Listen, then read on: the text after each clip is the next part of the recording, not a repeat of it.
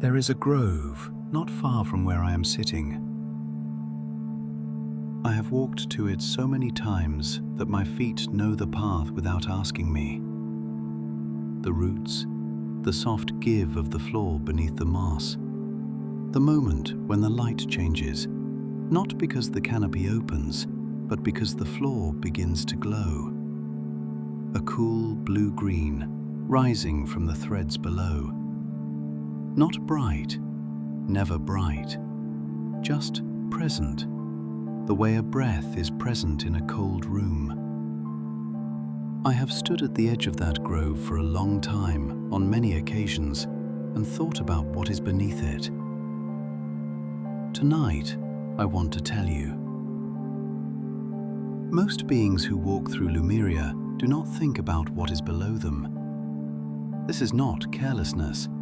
It is simply the nature of moving through a world. You look at what is in front of you, at what is at your side, occasionally upward at the canopy where the light pools and drifts. The floor is simply the floor. It carries you. You do not think about it carrying you. But the floor of Lumeria is not like other floors. Below the root ground, below the moss, below the compacted dark soil, below even the deepest roots of the oldest trees, there is a web. The Valdori call it the mycelium. Threads of something ancient lacing through the soil in every direction, reaching, branching, joining. Not roots, something finer than roots, something that moves the way thought moves rather than the way growth moves. It has been there since before the first light came, since before the forest knew it was a forest, since the long stillness when everything was quiet and nothing had yet decided to want. The web was here then, threading through the dark, recording nothing because there was nothing yet to record. And when Allah came, when the first light moved through the oldest root of the oldest tree and the forest for the first time understood that it had been waiting, the web was the first to feel it. The light moved through the mycelium the way a word moves through a mind. Not slowly, not carefully, in an instant, all at once, everywhere simultaneously. And the web, which had been recording nothing for longer than any being can hold in thought, began to record. Everything. All of it. Without choosing. Here is what I want you to understand about the mycelium. It is not a mind. I say this because the Sylvan have always wanted it to be a mind. They feel its warmth in root listen, and they come up singing about a presence, a voice, a great will beneath the roots.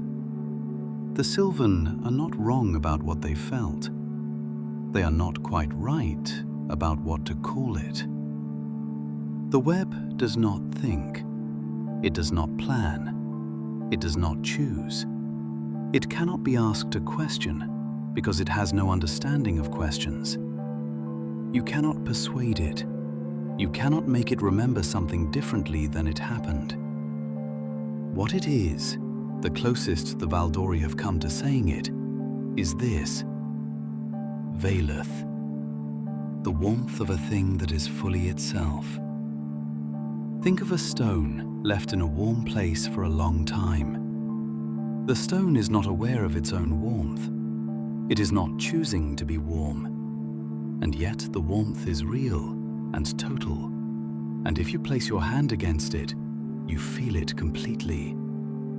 The stone is simply being what it is, fully, without reservation.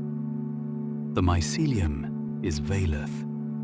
It is present in the way only very old, very still things are present, saturated with everything the forest has ever felt, everything that has ever moved above it or below it or within it, and carrying all of it, always, equally, without hierarchy, without preference, without judgment. Every moment of joy the sylvan have felt in the groves, every creature that has passed into stillness above a root line, every conversation held in the dark between two beings who thought they were alone. The web holds it all. It does not weigh it. That is what I find most profound when I allow myself to think about it for any length of time. There is no record of what matters more, no ledger of importance. The passing of a great Valdori elder and the passage of a small creature eating something and moving on, held with identical faithfulness, identical care. The web does not believe one life is larger than another. I have spent a long time trying to learn that. The groves are where the web rises close to the surface. In most of the forest, the mycelium is deep, too deep to feel without deliberate practice, without the long preparation of root listen. You can walk above it your whole life and feel nothing but the ordinary floor. But in the groves, something is different. The threads are denser there, older. They press upward, and what presses upward with them is the accumulated weight of what they carry. This is why the mushrooms glow. The Sylvan have always known this, though they describe it differently. They say the groves glow because the web is singing. The Valdori say the groves glow because the web is full. That light is simply what fullness looks like when it has nowhere else to go. Both descriptions are, I think, true, or true enough. What I know is this. When I stand at the edge of a grove and feel the light rising from the floor, I am feeling the presence of every moment this forest has ever held. Faint, cool, blue-green like deep water. The weight of it, if you let yourself feel it, is not heavy. That is the strange thing. That is what I never expected, the first time I stood in a grove and truly paid attention. All that memory, all that accumulated time pressing gently upward, and it does not crush. It does not overwhelm. It simply carries. There is a practice, you may have heard of it, called root listen. It is not for everyone. I say this not to make it seem rare or precious or reserved for those with particular standing. I say it because it is true. Some beings descend into root listen and find it is more than they are ready for, and they come back changed in ways they did not anticipate, and they do not return. This is not failure. The web does not ask you to return. But for those who go, you lie face down on the floor of a grove, arms out, breathing slowly. You have been silent for hours before this, not in meditation exactly, but in the deliberate setting down of yourself, your name, your current concerns, the thing you said this morning that did not land the way you meant it. You set all of this aside. The web does not know who you are, and that is what you are trying to become, temporarily unknown to yourself, so that what rises can rise without interference. Then you wait.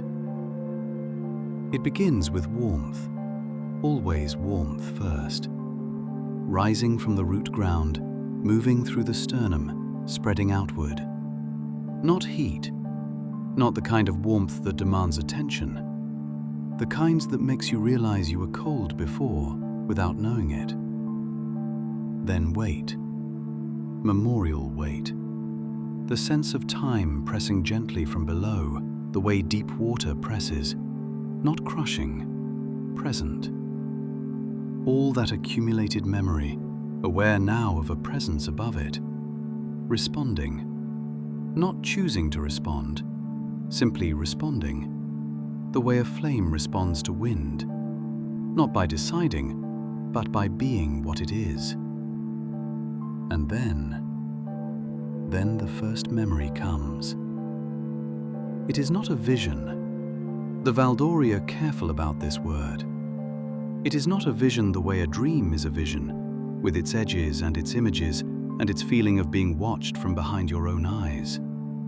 It is more total than that, and less specific. It arrives as experience. You do not see a moment. You feel what the forest felt in that moment, the quality of it, its age, its texture, whether it was slow or sudden, joyful or still. You know it the way you know you are cold, not as information, as direct impression. I have been in root listen many times. I have felt the weight of first memory, those oldest records from before any conscious being stood above the roots, overwhelming in the way that very old things are overwhelming. Not because they are frightening, but because they are larger than you have room for. I have felt the particular warmth of joyful memory at Marathon, where the first meeting of Valdori and Sylvan is still held in the threads, still warm after all this time, still carrying that first exchange of light for song like a note that hasn't ended. I will tell you about Marathon another time. What I want to tell you tonight is simpler. I have brought a younger being to this grove once. Someone I had been teaching. Someone who had been asking the right questions in the wrong order, which is a very common and forgivable way to begin. They stood at the edge of the grove and looked at the glow and said, "What is it made of?" A fair question. I said, "Memory. The forest's memory of itself." They said, "But where does the glow come from?" And I stood there for a moment, because this is the question that sounds simple and is not. The glow comes from the web, and the web glows because it is full. And it is full because it has been receiving and carrying everything that has moved through this forest since before fullness was a concept the forest understood. The glow is what that looks like when it rises close enough to be seen. But that is not what they were asking. They were asking what I had also asked once, standing in a grove for the first time, feeling that cool light rise against my face. They were asking, "Is it aware of me?" I told them what I believed to be true. I said, "It knows you are here. Not the way I know you are here. Not with recognition, not with thought, not with any sense of who you are or what you have done or what you carry. It knows you are here the way the grove knows when it rains. A response to presence, a faithfulness to what is." I said, "It will hold this moment, the exact particular quality of you standing here, at this age, with these questions, seeing this light for the first time. It will hold it the way it holds everything, without deciding to, without knowing it is doing something significant, without any awareness that you will leave and come back older and stand in a different quality of silence. It will simply carry this moment with the same faithfulness it carries everything else." I said, "That is what the glow is." They were quiet for a long time. Then they said, "Is that why you keep coming back?" "Yes, that is why." I want to say one more thing before I am done. The web carries without judgment. I have said this, but I have not said what that means to stand inside when you feel it. There is a kind of being held that asks something of you in return. The love that requires you to be a certain way, to perform a certain gratitude, to demonstrate that you understand what you have been given. This is not a small love, it is a real love, and it asks real things because it knows you are capable of them. And then there is the other kind. The mycelium holds you the way it holds the passing of a creature eating something and moving on, without asking you to be more than you are, without recording the ways you have been less than you intended, without knowing even that there was something you were trying to be. It simply holds you as you were in this moment, as you stood above it. I am very old. I have carried many things for a long time, and some of them are heavy, and I have not always known what to do with the heaviness. I come to the groves because the web does not ask me to know. It simply carries. And we are carried.